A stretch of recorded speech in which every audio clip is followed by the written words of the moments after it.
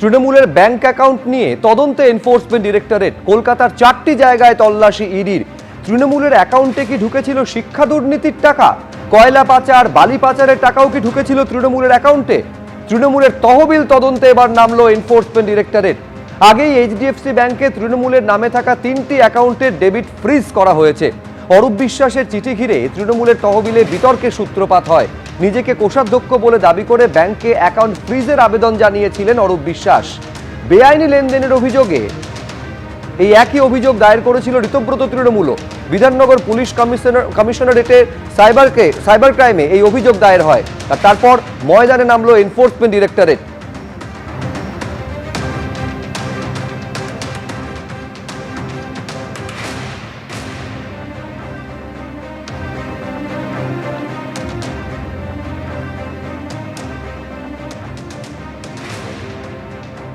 এই মুহূর্তে আমরা রয়েছি রাধাবাজার স্ট্রিটে এবং সেখানে ইডির তরফে যারা অফিসিয়ালস রয়েছেন তারা কিন্তু ইতিমধ্যে অভিযান চালানো শুরু করেছেন।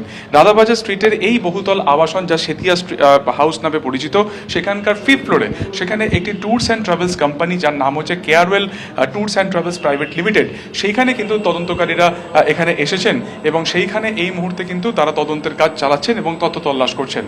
ইডি সূত্রে যেটা জানা যাচ্ছে যে টিএমসির ব্যাংক অ্যাকাউন্ট রিলেটেড এই মামলাতে তারা এই ট্যুরস অ্যান্ড ট্রাভেলসের কি ভূমিকা রয়েছে সেটা তারা খতিয়ে দেখার জন্য কিন্তু এখানে তারা তল্লাশি অভিযান চালাচ্ছেন। মূলত এই ট্যুরস অ্যান্ড ট্রাভেলসের মাধ্যমে তৃণমূলের নেতারা ভোটের আগে বা বিভিন্ন সময় তারা কিন্তু বেশ কিছু জায়গাতে বুকিং করতেন এবং এই ট্রাভেলস কোম্পানির মাধ্যমে কিন্তু চপারও বুকিং হতো। ফলত ইতিমধ্যে এই অ্যাকাউন্ট সংক্রান্ত বিষয় তদন্ত শুরু করেছে ইডি, তারা এসআইআর দাখিলও করেছে। ফলত এই ট্রাভেলস কোম্পানির কি ভূমিকা ছিল, এই ট্রাভেলস কোম্পানির মারফত কোথায় কার নামে কি বুকিং হতো এবং ভিসাও করানো হতো বলে জানা যাচ্ছে এই কোম্পানির থ্রু দিয়ে। ফলত সব মিলিয়ে এই ট্যুরস অ্যান্ড ট্রাভেলসের ভূমিকা কি ছিল পুরো বিষয়টি খতিয়ে দেখছেন ইডির আধিকারিকেরা। ক্যামেরা অতনু কুণ্ডুর সঙ্গে সুকান্ত মুখোপাধ্যায়, এবিপি আনন্দ।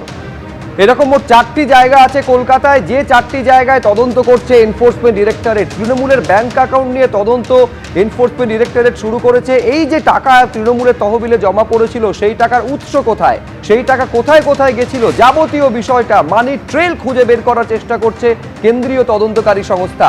তৃণমূলের এই অ্যাকাউন্টে কি শিক্ষা দুর্নীতির টাকা ঢুকেছিল, কয়লা পাচার থেকে শুরু করে বালি পাচারের টাকাও কি ঢুকেছিল তৃণমূলের তহবিলে, পুরোটা তদন্ত করছে কেন্দ্রীয় তদন্তকারী সংস্থা। আমাদের তৃণমূল কংগ্রেসের অ্যাকাউন্টে যতগুলো অ্যাকাউন্ট আছে, 11টা বা তারও অধিক অ্যাকাউন্ট হতে পারে, সে অ্যাকাউন্টে যে পরিমাণ টাকা আছে, কত টাকা আছে, টাকার সোর্স অফ ফান্ডের উৎস কী এবং কোথায় কিভাবে খরচ হয়েছে, আমরা বিধাননগর সাইবার ক্রাইম থানায় গিয়ে লিখিতভাবে আমরা জানতে চেয়েছি। তার কারণ হচ্ছে স্বচ্ছতা বজায় রাখা আমাদের প্রয়োজন আছে। আমরা সাইবার ক্রাইম থানায় লিখিতভাবে জানিয়েছি, এটাই হচ্ছে আমার মূল বক্তব্য। এবং এর পরিপ্রেক্ষিতে যদি ইডি সাইবার ক্রাইম, আমরা ইডির কাছে কোনো রকম আমরা অ্যাপ্লিকেশন করিনি। এবার সাইবার ক্রাইম থানা এর সোর্স কি, উৎস কি, কোথা থেকে এসছে, এবার কেন ইডি এসছে, কীভাবে ইনকোয়ারি করছে, কোথায় তদন্ত করছে তারা বলতে পারবেন না, আমাদের এটা জানা নেই। আমরা আমাদের সাইবার ক্রাইম থানায় আমাদের বক্তব্য আমরা রেখেছি। আপনি প্রথম এটা নিয়ে ব্যাংককে জানিয়েছিলেন এটা ফ্রিজ করার জন্য, এরপর বিধাননগর সাইবার পিএস এবং তারপর এনফোর্সমেন্ট ডিরেক্টরেট টাকার উৎস নিয়ে প্রশ্ন উঠছে।